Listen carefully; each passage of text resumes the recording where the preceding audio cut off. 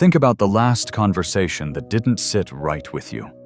You said the right things. You stayed calm. You explained yourself clearly. And yet when it ended, something felt off. Not anger, not conflict. Distance. That quiet distance is everywhere now. In relationships, in friendships, at work. People talk constantly, but connection feels thin. Conversations end without resolution. Words land, but they don't stay. You walk away feeling like something important never quite happened, even though everything sounded fine on the surface. Most people assume the problem is confidence, or social skill, or not being persuasive enough, so they try to speak better, explain more, fill the silence faster. They add more words, more context, more emotion, more effort. And it only makes things worse, because the real problem isn't what we say. It's that we've forgotten how to be present when we say it. You can see this everywhere. People waiting to speak instead of listening. Conversations that feel rushed, performative, transactional. Meetings where everyone talks and no one leaves with clarity. Relationships where misunderstandings repeat even though they've been talked through many times. This isn't a communication issue. It's an attention issue. Long before modern distractions existed, the Stoics warned about this exact problem. Marcus Aurelius wrote that a scattered mind cannot live well. And if the mind cannot live well, it cannot speak well either. To the Stoics, communication was never about persuasion. It was about inner order made visible. This video is not about saying more. It is about learning how to speak, listen, and remain silent in a way that changes how people feel around you. A way of communicating that creates calm instead of friction. Trust instead of tension. Respect without force. What you're about to hear are 9 Stoic principles of communication. Not tricks, not techniques. Disciplines. Each one removes noise instead of adding effort. Each one brings you closer to clarity, presence, and quiet authority. If conversations in your life feel emptier than they should, stay with this. Not because you need new words, but because you may need a steadier mind behind them. Let this unfold slowly. These ideas are not meant to impress you. They are meant to change how you show up. Because when communication is rooted in clarity and presence, it doesn't just improve conversations. It reshapes relationships, and over time, it reshapes you. Before we go any further, one thing needs to be clear. What follows is not a collection of tips you can use once and forget. Each principle you're about to hear builds on the one before it. Together, they form a way of communicating that is stable under pressure, calm in conflict, and honest without being harsh.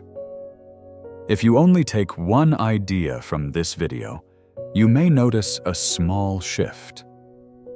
But when these principles are practiced together, something deeper changes. Conversations stop feeling like performances. You no longer feel the need to rush, explain, or defend yourself. Communication becomes simpler, not because people agree with you more, but because you are more grounded in yourself. Each number addresses a different layer of communication. Some deal with how you speak. Others deal with how you listen. Others have nothing to do with words at all. They deal with attention, restraint, and self-command. These are the parts of communication that are rarely taught, yet felt immediately by others. The early principles create clarity and stability. They quiet mental noise and establish presence. The middle principles aim to deepen connection by changing how you listen, respond, and validate. The later principles protect what you build through silence, recognition, and boundaries. This is why it's important not to rush ahead or skip sections. These ideas are not meant to be consumed quickly. They are meant to be absorbed slowly, then practiced daily in ordinary moments. In conversations that feel unimportant, in pauses that feel uncomfortable, in situations where you would normally react instead of respond. With that in mind, we begin not with others, but with yourself, with the quality of your thoughts, with the discipline of clarity. Welcome to the Stoic Code. Number 1. Clarity is respect. Effective communication begins with clarity, not cleverness, not verbosity, not performance. Clarity is not a stylistic choice, it is a responsibility. When you speak clearly, you are not just organizing words, you are organizing your mind. And when your mind is organized, others feel it immediately. In today's world, clarity has become rare. Messages are padded with disclaimers. Emails stretch into essays. Texts turn into emotional explanations. Meetings drag on without decisions. Most of this is not caused by complexity. It is caused by uncertainty. People are unsure of what they think, so they say everything. Clarity respects the listener's time, attention, and mental energy. It acknowledges that their focus is limited and that their inner world is already crowded. When someone explains something simply and directly, it feels like relief. Not because it is easier, but because it is considerate. Think about a meeting where someone speaks for 10 minutes without landing a point. Compare that to someone who speaks for 30 seconds and resolves the issue. The difference is not intelligence, it is clarity. People trust the second speaker because they feel guided instead of overwhelmed. Brevity is often misunderstood. It is not about speaking less to appear wise. It is about removing what does not serve the message. Many people over-explain because they fear being misunderstood, judged, or rejected.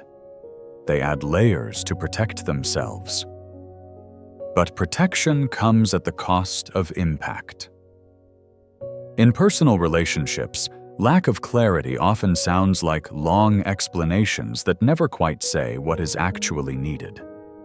In professional life, it shows up as vague goals and unclear expectations. Clarity cuts through this.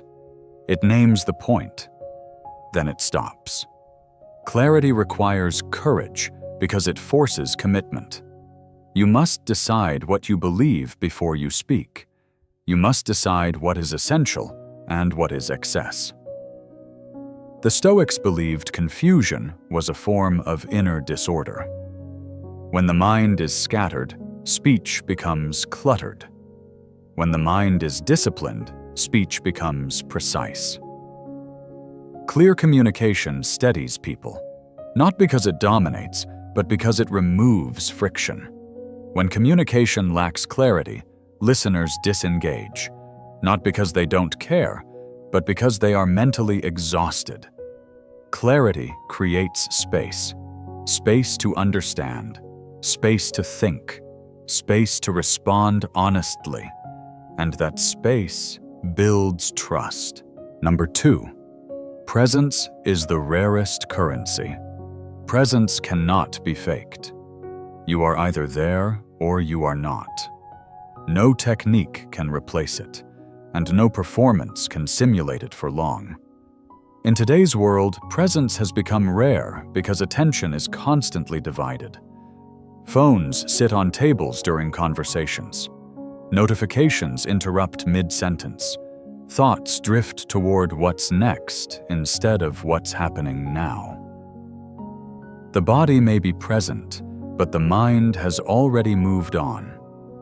You can feel when someone is not present. Their responses are delayed. Their eye contact drifts. Their listening feels shallow. Even if they are polite, something feels missing, and without anyone saying it, trust weakens. Presence changes the emotional climate of any interaction. When someone feels fully seen, their nervous system relaxes. Their breathing slows. They stop guarding their words. Truth emerges without force. Being present means listening without preparing a reply. It means allowing silence without rushing to fill it. It means resisting the urge to multitask while someone is sharing something that matters to them. In relationships, lack of presence shows up as half-listening and quick fixes. In work settings, it shows up as misunderstood expectations and repeated mistakes. Presence corrects these problems without extra effort. It restores clarity simply through attention. The Stoics understood attention as mastery. To control your focus was to control your life.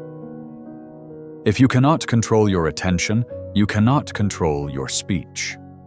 And if you cannot control your speech, your relationships will always feel unstable. Presence is not passive. It is active restraint. It is choosing not to interrupt. Choosing not to distract yourself. Choosing to stay.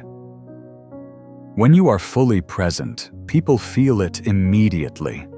Conversations slow down.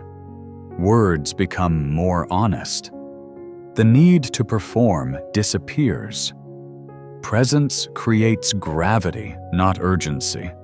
Gravity pulls truth forward naturally, without pressure. Number 3. Performance destroys connection. Most people believe they are communicating when, in reality, they are performing. They shape their words carefully, adjust their tone, and monitor reactions in real time. They are not fully present with the other person. They are managing perception. Performance is subtle. It hides behind politeness, professionalism, and social awareness. It sounds reasonable, it looks appropriate, but it is felt immediately. When someone is performing, something in the interaction feels thin, safe, perhaps, but distant. Performance creates distance because attention is divided. One part of the mind is focused on the conversation. The other is watching the self. Am I saying this right? Do I sound confident? How am I coming across? This constant self-monitoring pulls energy away from connection. In today's world, performance is everywhere. Social media trains people to curate themselves. Work environments reward image and optics. Even personal conversations begin to feel strategic.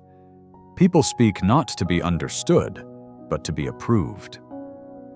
At work, performance shows up as carefully worded feedback that avoids honesty. In relationships, it shows up as emotional restraint that avoids vulnerability. In both cases, the result is the same. Politeness without depth. Interaction without connection. Being present is grounding. Performance is exhausting. Performance seeks validation. Presence creates trust. When you stop managing how you are perceived, attention returns to the moment. And when attention returns, conversations deepen without effort.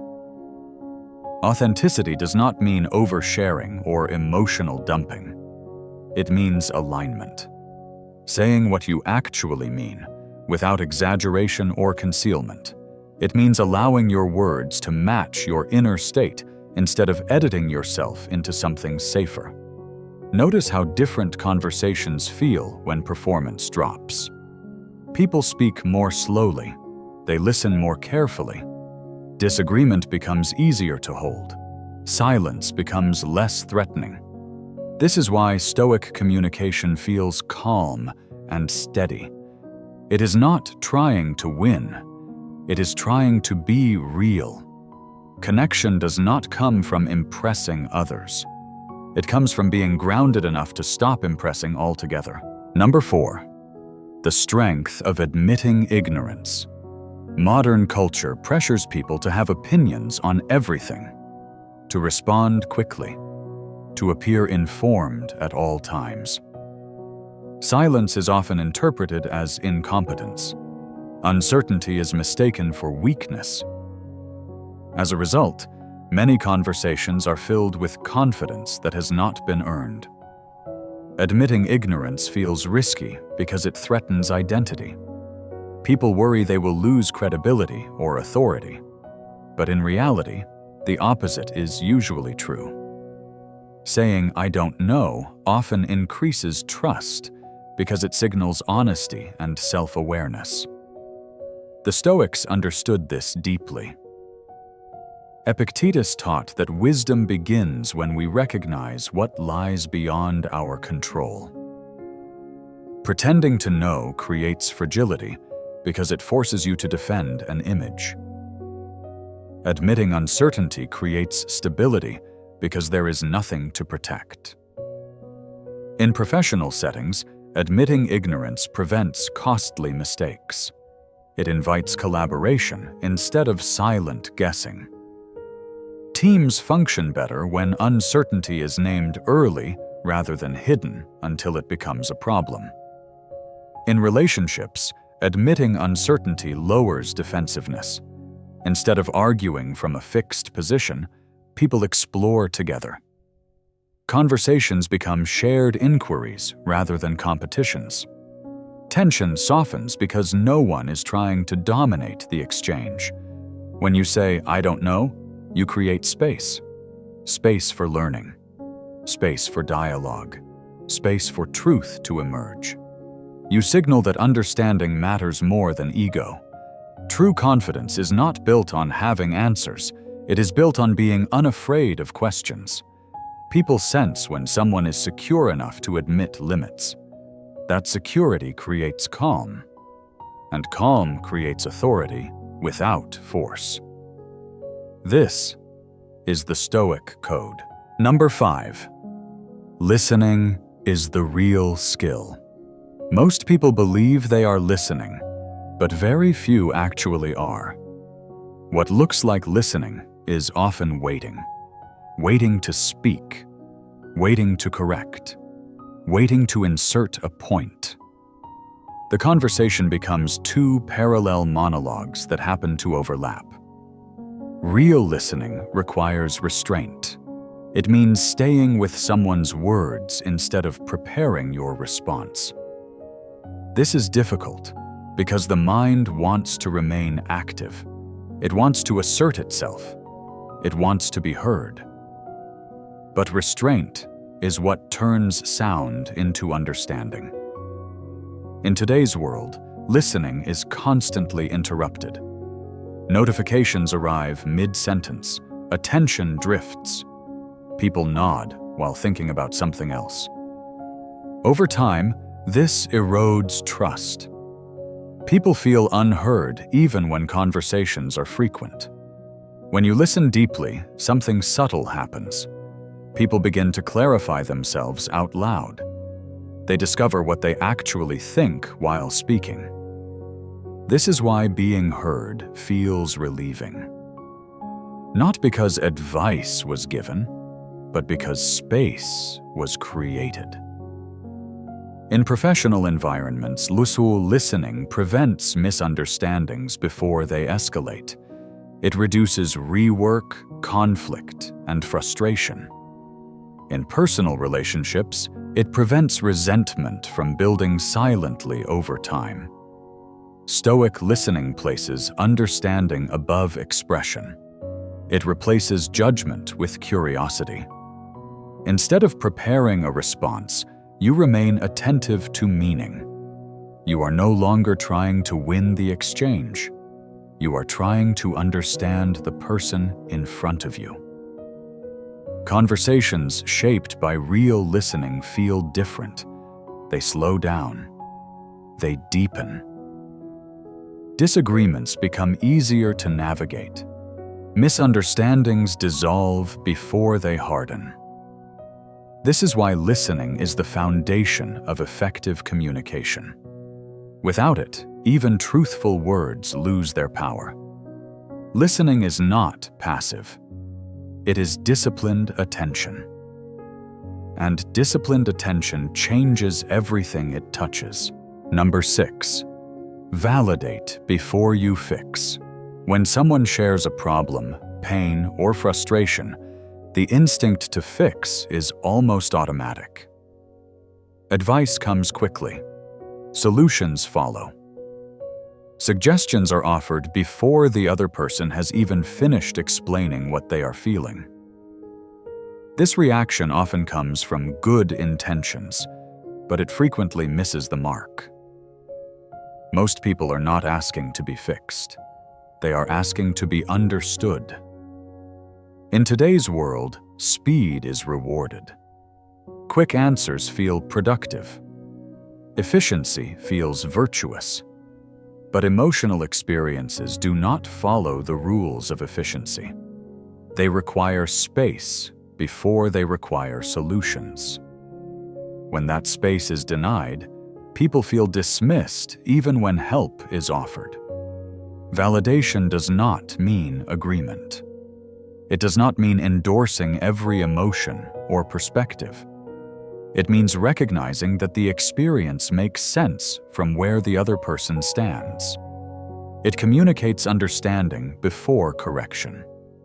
And understanding is what creates trust. Consider how often advice is given too early.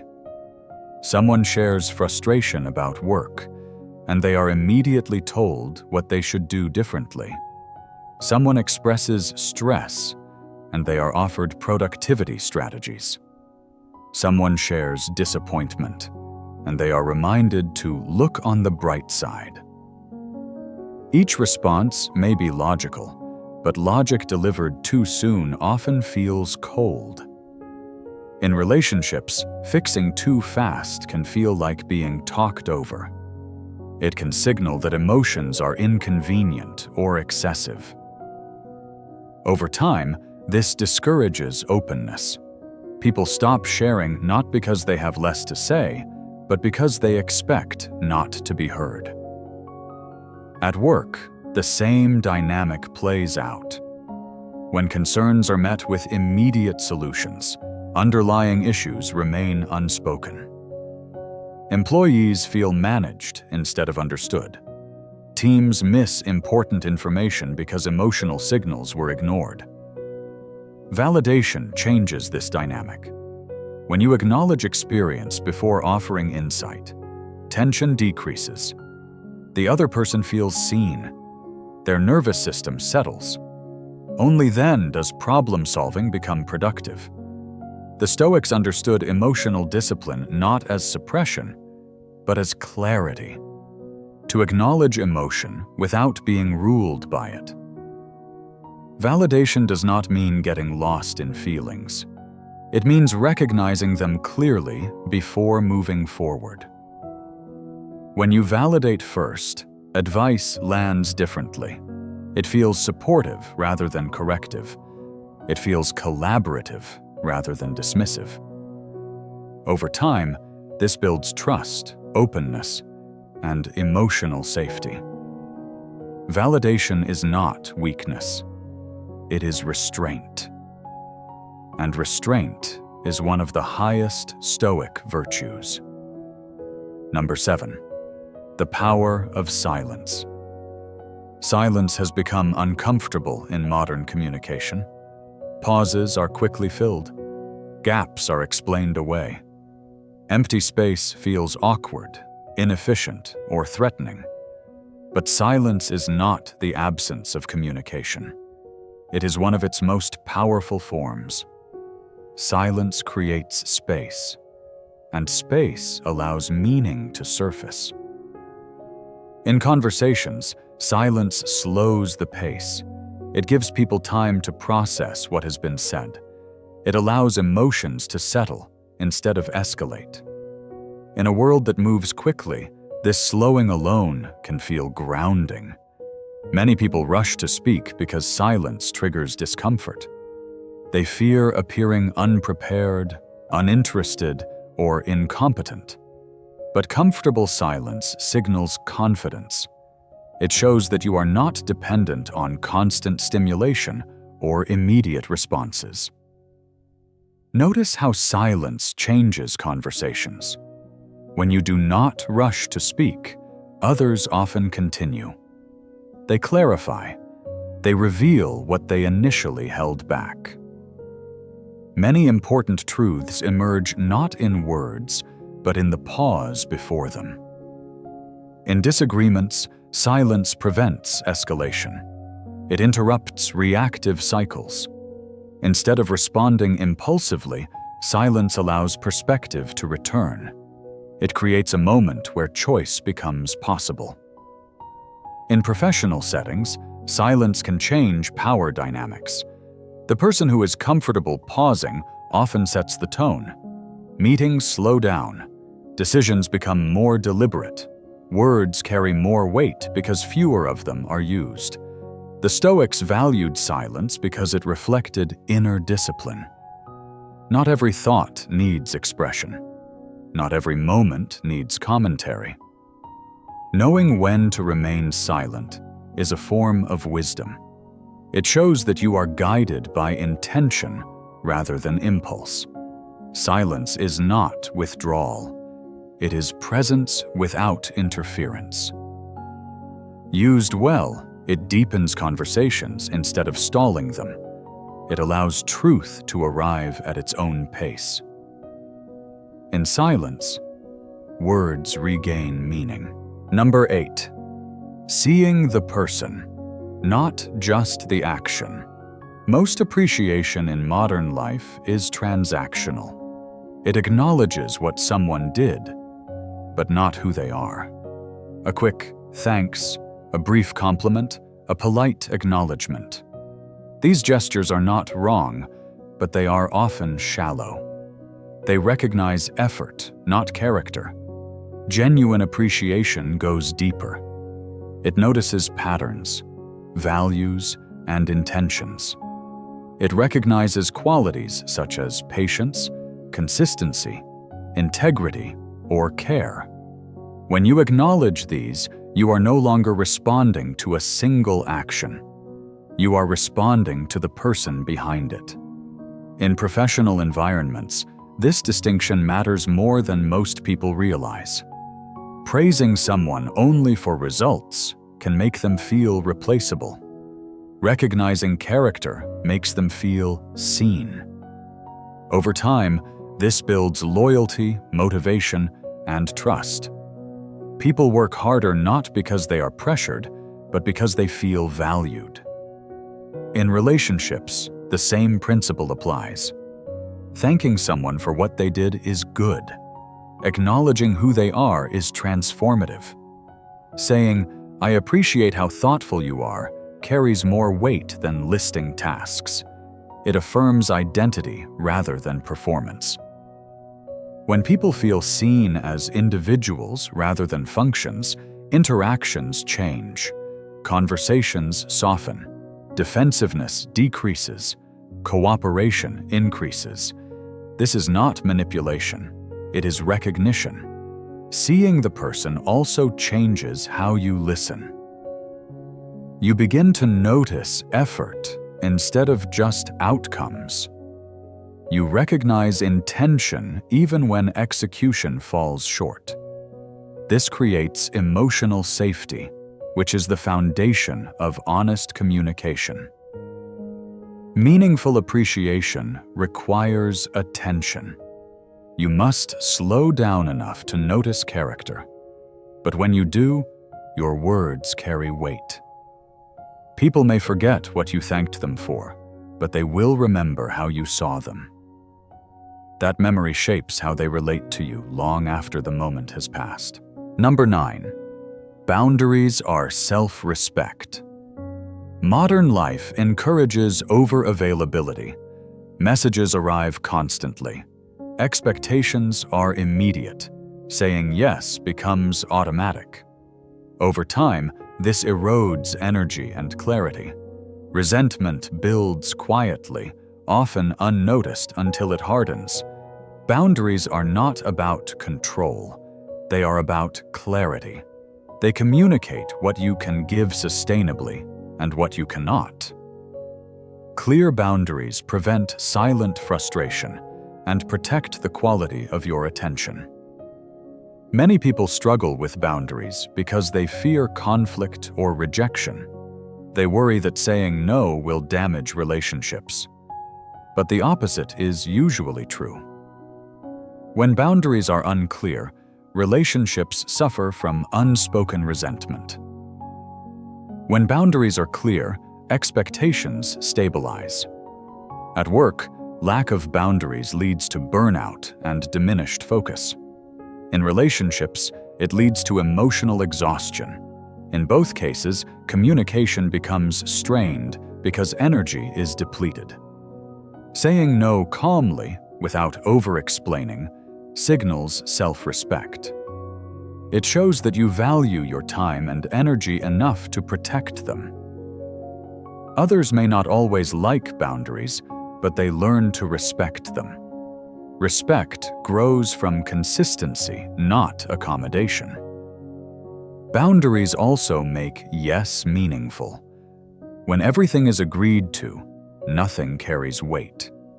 When you choose deliberately, your commitments become trustworthy. People know that when you say yes, you mean it.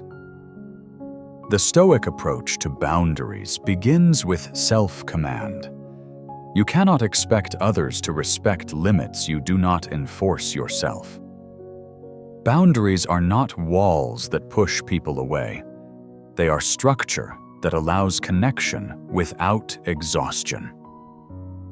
Without boundaries, presence disappears. With boundaries, presence becomes possible. Communication is not a technique you switch on when needed. It is a reflection of how ordered your inner world is. Every word you speak carries the state of your mind with it. When the mind is rushed, speech becomes rushed. When the mind is scattered, speech becomes scattered. When the mind is grounded, communication steadies everyone around it. Clarity teaches us to respect attention. It reminds us that saying less often means saying more. When words are chosen carefully, they stop competing with each other and begin to carry weight. Clarity is not about sounding intelligent. It is about making understanding possible. Presence returns communication to what it was always meant to be. Not an exchange of performances, but a meeting of awareness. When you are fully present, you remove pressure from the interaction. You create space for honesty without demanding it. Letting go of performance frees attention. Admitting ignorance keeps the mind open. Listening places understanding above expression. Validation restores trust before correction. Silence creates space for truth. Recognition affirms identity. Boundaries protect the conditions where all of this can exist.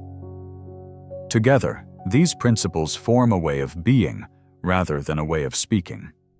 They are not mastered quickly.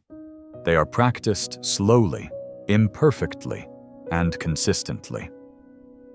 Stoicism never asked for perfection. It asked for attention. Marcus Aurelius wrote that we should not waste time arguing about what a good person should be, but simply be one. The same is true of communication. Do not chase perfect words. Cultivate the steady mind from which good words naturally arise. Return to these principles daily, in conversations that matter, in moments of tension, in silence. Over time, your communication will change without effort, because you will have changed first. If this reflection grounded you, consider subscribing to the Stoic Code. Share your insight in the comments so others may learn from it. And pass this message to someone who could use calm more than noise today. Seneca reminded us that the wise person speaks only when necessary, and then with purpose. Until next time, remain steady